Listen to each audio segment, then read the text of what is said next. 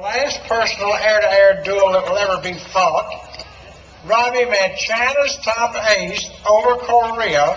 General MacArthur set up the combat. Isn't that interesting? Robbie decided in the middle of the fight to fight his opponent defensively because he had more fuel. As China's ace had to go back over the Yalu River, Robbie decided that instead of shooting him down there, he would follow him down to his base and shoot him down in front of his own troops.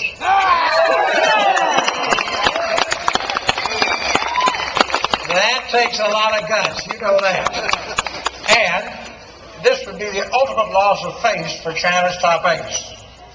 I just defined the warrior spirit right there, and that is exactly what he did. He shot down the Chinese ace, then he looked down right over the airport.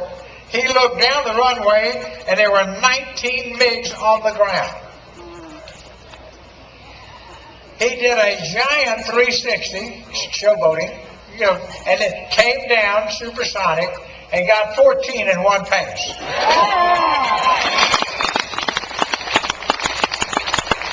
I've had a lot of fun over the years needling Robbie because he missed 5.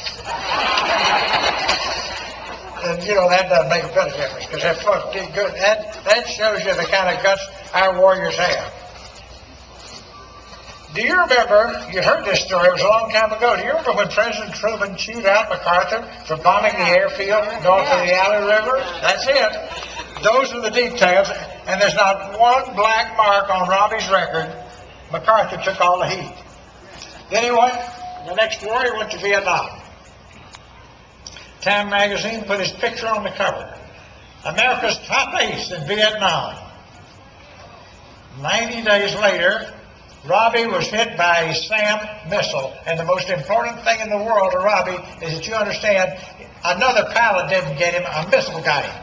Okay, now we got that clear.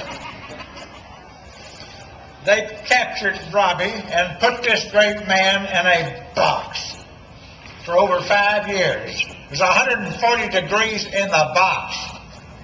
How many could last 2 days in there? He was there 5 years.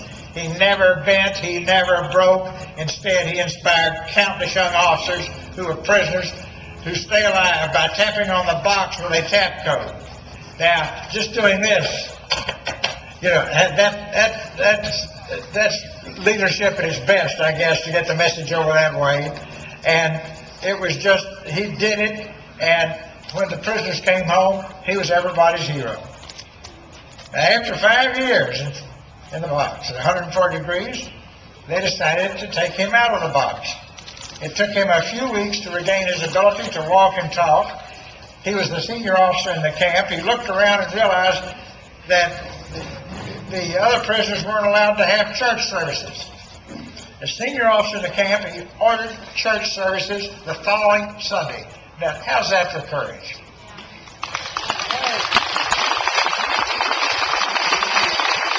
As they were preparing the POW, said, we don't have any hymnals. Robbie said, find some paper and write them out. And the only paper they had was toilet paper, and they wrote them out on toilet paper. They were singing Onward Christian Soldiers in the chapel service, and the Vietnamese stormed down. And when you can't go to church, you take every risk, including risking your life, to practice your beliefs.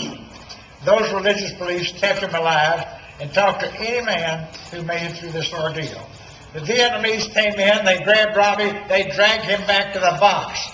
The prisoners who were with him stood proudly to honor Robbie, and Colonel Bud Day, who later earned the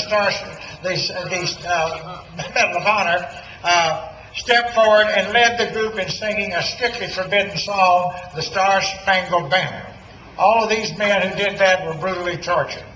Years later, when Robbie came home, I said, Robbie, what was going on in your mind when they dragged you back to the box?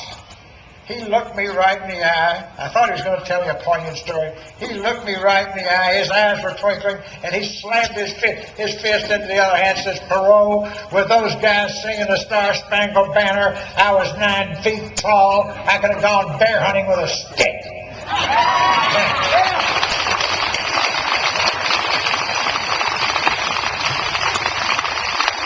If you ever go to the Air Force Academy, there's a 9-foot-tall statue of Robbie Reisner with a stick at the base. Every cadet knows the whole story I just told you.